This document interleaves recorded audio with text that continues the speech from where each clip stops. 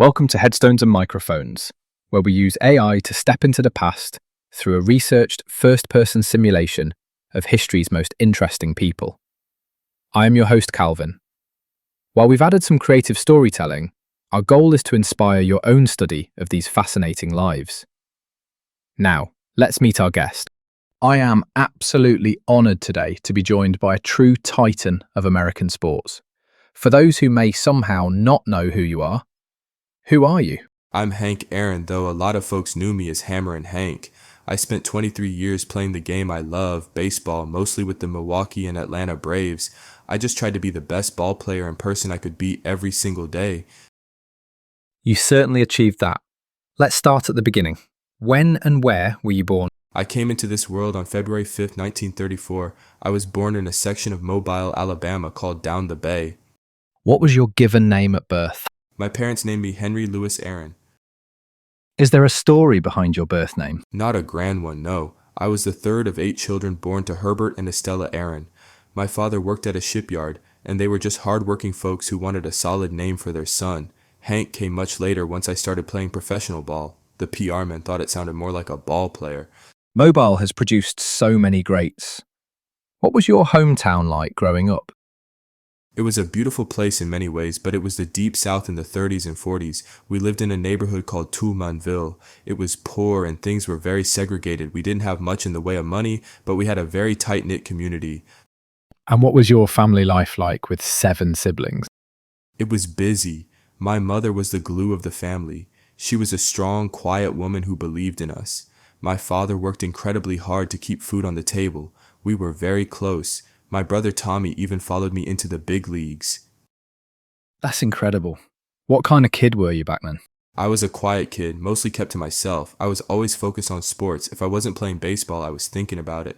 I wasn't much for trouble. I just wanted to be out on the field. Did you have any big fears growing up? My biggest fear was probably that I wouldn't be able to provide for my family, or that I'd be stuck and never get to see what was beyond Mobile. And of course, living in the South at that time, there was always the fear that came with the racial tensions of the era. You had to be careful where you walked and who you talked to.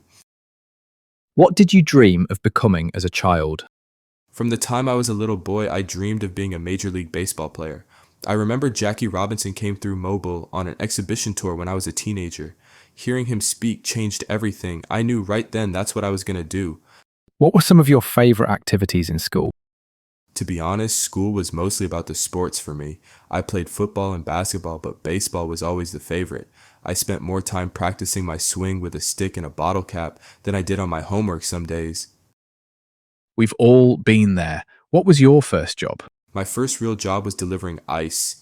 Back then, people had ice boxes, not electric refrigerators. I'd carry these big, heavy blocks of ice on my shoulders. I actually think that's what built up the strength in my wrists and arms that helped me hit those home runs later on. Was there a moment where you realized you were different from everyone else on the field?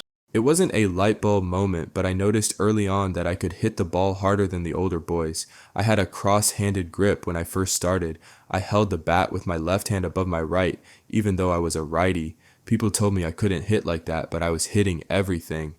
What's a decision that changed everything for you but felt small at the time? Deciding to join the Indianapolis Clowns in the Negro American League. I was only 18 and it meant leaving home with just $2 and a change of clothes and a gym bag.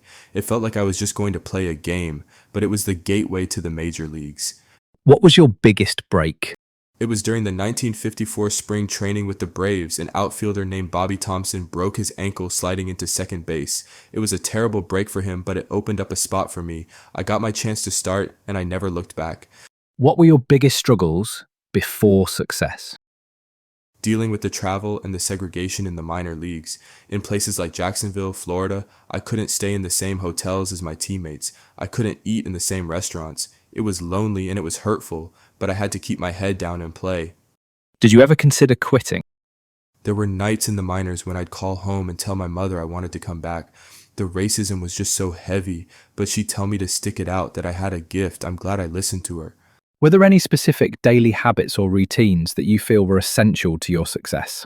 I was a student of the pitcher. I'd sit in the dugout and just watch. I didn't care about the radar gun. I wanted to see the rotation of the ball. My routine was preparation. By the time I stepped into the box, I already knew what that man on the mound was going to try to do to me. What job would you have had if fame never happened? I probably would have followed my father into the trades, maybe carpentry or working at the shipyard. I always liked working with my hands. What was your life like before fame? It was simple. It was about family, church, and finding enough equipment to play ball. We used to make baseballs out of old rags and tape. It was a life of making do, but we were happy.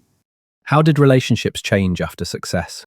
You find out who your real friends are. Some people want to be near the light, and others want to help you carry the torch. I stayed close to my family. They kept me grounded no matter how many home runs I hit. Did fame bring happiness? Fame itself? No. Happiness came from the satisfaction of a job well done and being able to help my parents. Fame was often more of a burden, especially during the home run chase. It took away my privacy. What was the downside of becoming famous? The loss of anonymity. In 1973 and 74, when I was closing in on Babe Ruth's record, I couldn't even stay in the same hotel as the team because of the death threats. I had to have police protection. That wasn't how I wanted to live. What misconceptions did people have about you? People thought I was lazy or nonchalant because I didn't run around like a wild man. They called me slow motion, but I wasn't lazy. I was efficient. I didn't believe in wasting energy. I saved it all for the swing. What was your darkest moment? Definitely that period in 1974, opening all those letters filled with hate and threats just because I was a black man breaking a white man's record. It was a very dark time for my family and for me personally. What past regrets did you carry? I don't know if I call it a regret, but I always wish the world could have seen me as just a ball player rather than a black ball player. I spent a lot of my career feeling like I had to prove more than just my stats. What's something people misunderstood about your life? People think the home run record is my proudest achievement. It's not.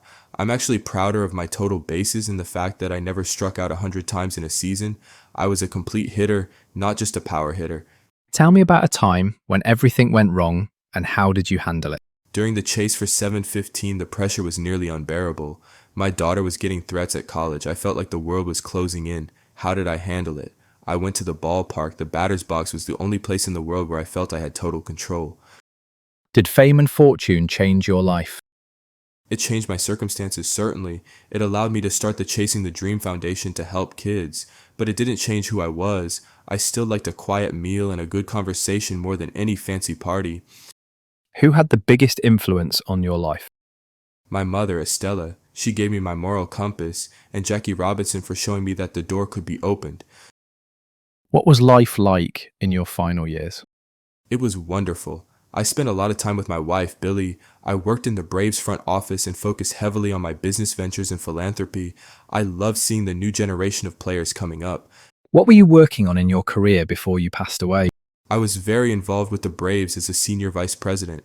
I was also working hard on my Hank, helping achieve new NAC program, trying to make sure kids had the resources to follow their dreams, whether in sports or the arts. When and where did you pass away? I passed away on January 22nd, 2021 in Atlanta, Georgia. What happened? I passed away peacefully in my sleep. I was 86 years old and I feel like I lived a very full, blessed life. What's a random fact about you most people have never heard? I was actually a very good cook. I loved making a big pot of gumbo or some smothered pork chops. In my house, I was the chef. What's the craziest rumor ever told about you? There was a rumor for a while that I had some secret power shake that gave me my strength. The truth was just lots of practice and those heavy ice blocks from my youth. What was your most unique habit? I used to stand in the dugout and air hit while watching the pitcher, but I'd do it so subtly you could barely see my hands move. I was visualizing every pitch. What was your favorite food? I loved soul food. A good plate of collard greens, cornbread, and fried chicken, that was a perfect meal to me. Did you have a favorite restaurant? In Atlanta, I spent a lot of time at Pascal's. It was a hub for the civil rights movement and had the best fried chicken in the city. What was your favorite book? I read the Bible every day. It was my source of strength. Did you have any known rivalries? Not a personal one, but I always wanted to do well against the Dodgers and the Giants. Playing against guys like Willie Mays and Sandy Koufax, that brought out the best in me. Tell us a story nobody talks about. When I was in the Negro Leagues, we were so poor, we sometimes had to eat our meals on the bus because restaurants wouldn't serve us. We'd buy a loaf of bread and some peanut butter, and that was dinner. We'd laugh and tell jokes to keep our spirits up. It wasn't glamorous, but those are some of my fondest memories. What's your funniest behind-the-scenes moment? One time, my brother Tommy and I were both on the Braves. He hit a home run, and then I hit one right after him. I came into the dugout and told him, "You're doing okay, kid, but you still got a long way to catch up." We both just cracked up. Did you ever prank someone? I wasn't the biggest prankster, but I used to love teasing the rookies. I'd tell them a pitcher had a hidden ball trick that didn't exist just to see them look nervous at the plate. What was the most outlandish purchase you made? I wasn't a flashy spender. I suppose buying my first Cadillac was a big deal for a boy from Toulminville. It was a beautiful car, and I felt like I'd really arrived when I drove that home. What advice would you give people chasing success? I'd tell them that there are no shortcuts. You have to be willing to put in the work when nobody is watching, and most importantly, don't let anyone else define what you are capable of. You keep swinging until you hit it. Hank, do you have any closing remarks about the interview or the stories you shared that you would like to share with the listeners before we sign off? I just want to say thank you for remembering me. Life is like a ball game. You're going to have your errors and your strikeouts, but you got to keep showing up for the next inning. Be kind to one another. Thank you so much for having me, Calvin. It's been a real pleasure. The pleasure was all ours, Mr. Aaron. What a legend. We've learned so much today about resilience, focus, and staying true to yourself even when the world is pushing back. And that wraps up another conversation from beyond the grave.